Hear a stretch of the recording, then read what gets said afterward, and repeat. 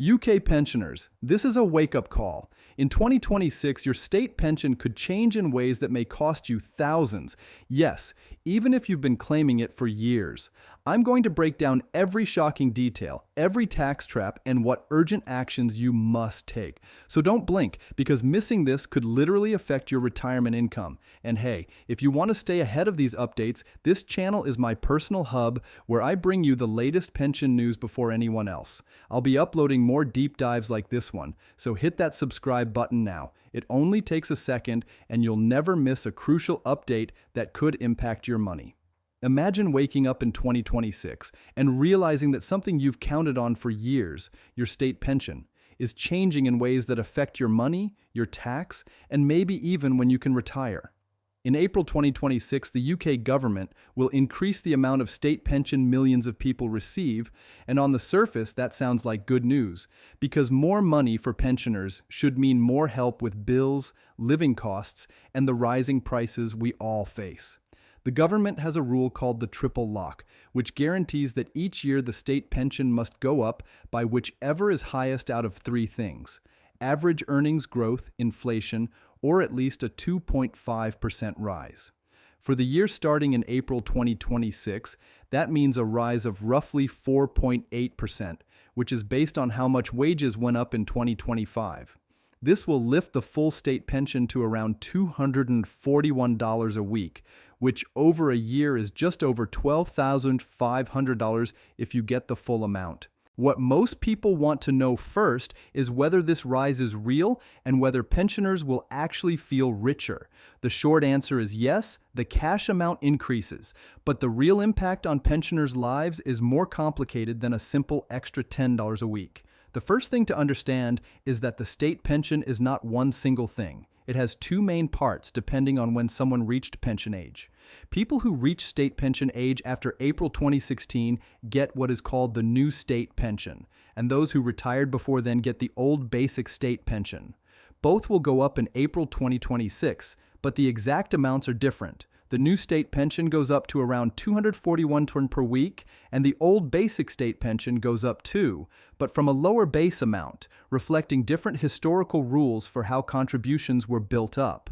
These numbers aren't random. They reflect a long-running government commitment to ensure pensions at least keep pace with the wider economy or prices. Now, you might think that rising pension income is unambiguously good, but here's where the shock comes in. The tax rules haven't changed in the same way, and that creates a hidden risk for many pensioners.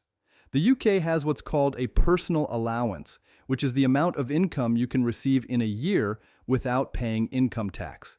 That figure is frozen at around $12,570 until at least 2031, meaning it will not rise with inflation or earnings. So once your pension income, which is rising, gets close to that threshold, people begin to pay income tax on their pension, even if the pension is their only income. That's a dramatic shift from the decades when many pensioners didn't pay tax on their state pension because it sat safely below the personal allowance. As the weekly pension edges up, more and more pensioners are now facing tax bills on their pension alone. Recent reporting shows that hundreds of thousands of pensioners are already paying $1,000 or more in income tax purely because their pension income exceeds the tax-free allowance, and that number is growing.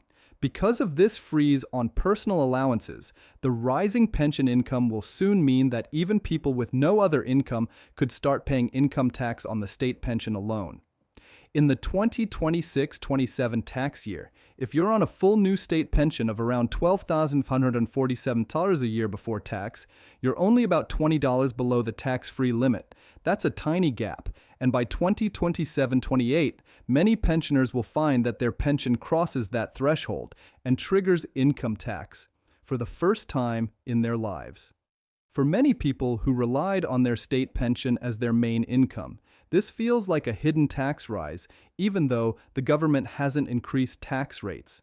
It's just the interaction between a rising pension and a frozen personal allowance. This hidden tax effect is important because it changes how much pensioners will actually have to spend. You might see your weekly payment go up in April, but by the time you pay tax, your net income, the money left after tax, might not feel like as much of an increase as you expected. Worse still, if you have any other income, from a private pension, savings interest, rental income, or part-time work, that will push you past the personal allowance threshold even sooner, meaning you could start paying tax earlier and on a larger part of your pension income.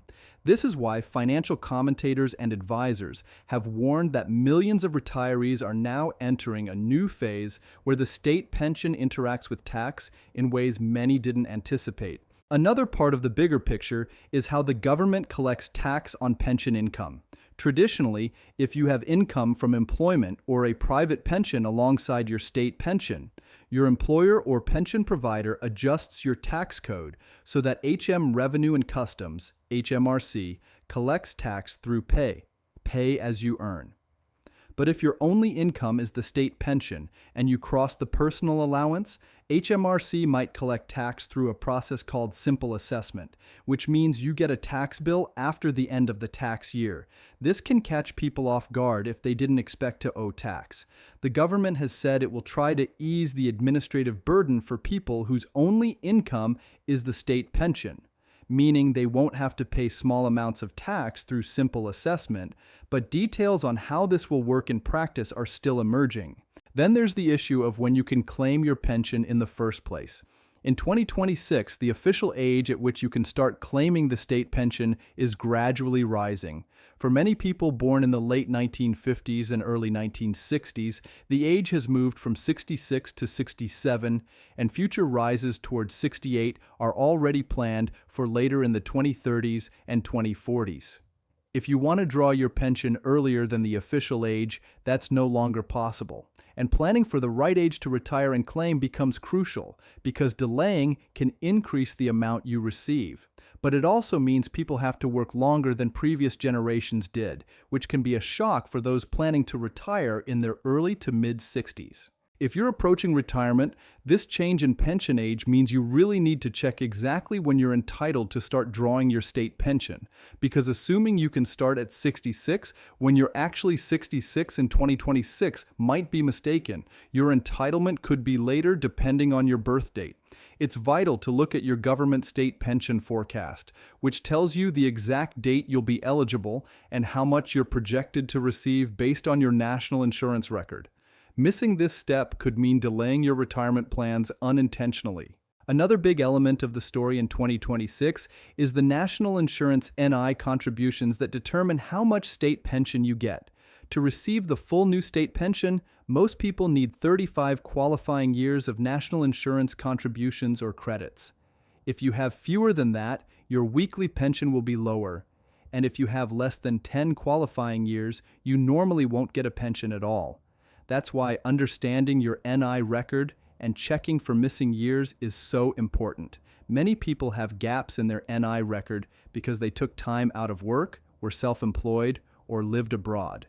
Sometimes missing contributions can be filled in by paying voluntary contributions, but the rules around this have recently changed and are due to tighten from April 2026 for those living overseas.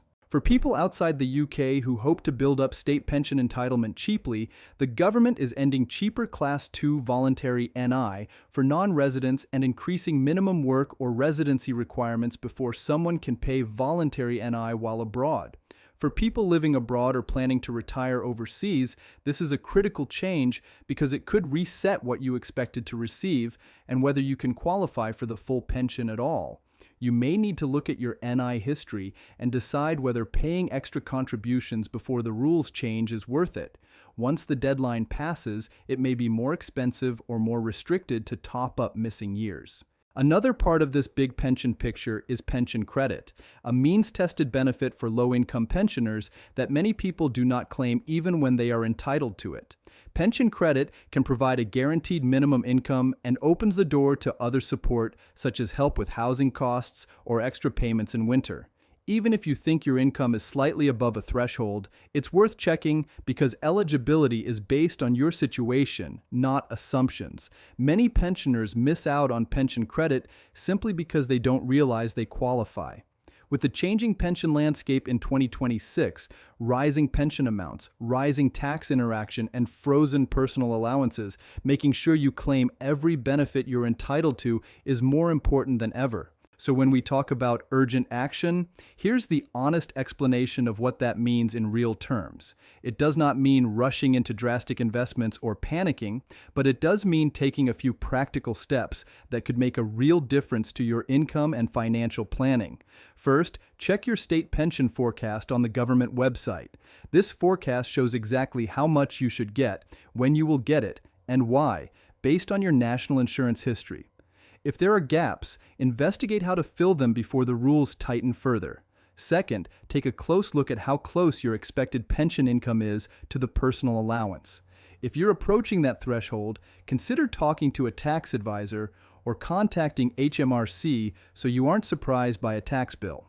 Third, if you have any other income, whether from savings interest, a private pension, rental income, or part-time work, factor that into your planning because it will affect when you pay tax and how much. Fourth, explore whether you might be entitled to pension credit or other benefits. Tools and advisors can help you check for free.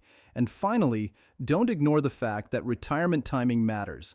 Knowing your exact pension age and planning around it can help you decide whether to retire soon or work a little longer. For many people, these changes in 2026 will feel like a shock because they are not just about a higher weekly payment. They involve tax, planning, entitlement rules, and long-term retirement strategy, all in a setting where personal allowances are frozen but pension payments are rising. This creates unexpected situations for people who thought they had everything neatly figured out. But if you take a deep breath and approach it step by step, check your pension forecast, review your records, and get clear on tax implications, you can navigate 2026 with confidence rather than confusion. In the end, the state pension in 2026 will pay more than before, but how much more you really get, what's left after tax, how it affects your lifestyle, and how it ties into other benefits depends on knowing your own situation and acting on it early rather than waiting until a tax bill or surprise delay crops up. So the shock for 2026 is not that the pension disappears or gets cut. It's that the landscape around it is changing in ways that matter to your wallet and your retirement plans. Take the time now to understand what that means for you personally, and you'll be ahead of the curve when the new rules arrive in April and beyond. UK pensioners, this is a wake-up call. In 2026, your state pension could change in ways that may cost you thousands. Yes, even if you've been claiming it for years. I'm going to break down every shocking detail, every tax trap, and what urgent actions you must take, so don't blink, because missing this could literally affect your retirement income. And hey, if you want to stay ahead of these updates, this channel is my personal hub, where I bring you the latest pension news before anyone else. I'll be uploading more deep dives like this one, so hit that subscribe button now. It only takes a second, and you'll never miss a crucial update that could impact your money.